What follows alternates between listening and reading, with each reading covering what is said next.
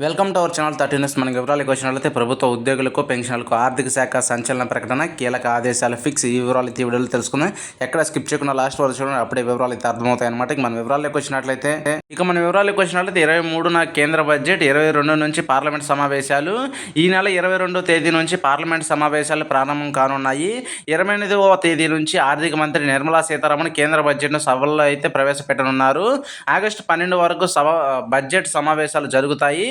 సమావేశాల వివరాలను పార్లమెంటు వ్యవహారాల శాఖ మంత్రి కిరణ్ రిజిజు ఎక్స్ వేదికను ప్రకటించారు. లోక్సభ ఎన్నికల మూలంగా పూర్తిస్థాయి బడ్జెట్ను బదులు ఫిబ్రవరి 1న ఆర్థిక మంత్రి నిర్మలా సీతారామన్ మధ్యంతర బడ్జెట్ను ప్రవేశపెట్టారు. కొత్త ప్రభుత్వం ఏర్పడడంతో ఇప్పుడు పూర్తిస్థాయి బడ్జెట్ను ప్రవేశపెట్టనున్నారు. దీంతో వరుసగా 7 సార్లు బడ్జెట్ ప్రవేశపెట్టిన ఆర్థిక శాఖ మంత్రి నిర్మలా సీతారామన్ రికార్డు సృష్టించనున్నారు. మొరార్జీ దేశాయ్ 6 సార్లు బడ్జెట్ ప్రవేశపెట్టిన ఆయన రికార్డును నిర్మలా సీతారామన్ అధిగమించనున్నారు. 2019లో రెండవసారి అధికారంలోకి వచ్చిన ఆ తర్వాత ప్రధానమంత్రి నరేంద్ర మోడీ ఆర్థిక మంత్రిగా నిర్మలా సీతారామన్ను నియమించారు. ఇందిరాగాంధీ తర్వాత బడ్జెట్ ప్రవేశపెట్టిన రెండో మహిళగా ఆమె గుర్తింపు పొందారు.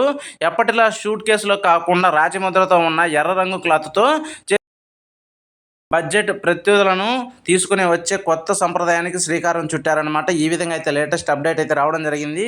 మీకు ఈ వీడియో నచ్చితే లైక్ చేయండి, షేర్ చేయండి, మన ఛానల్ సబ్స్క్రైబ్ చేసుకోవడం మాత్రం మర్చిపోకండి. Thank you for watching 13 news.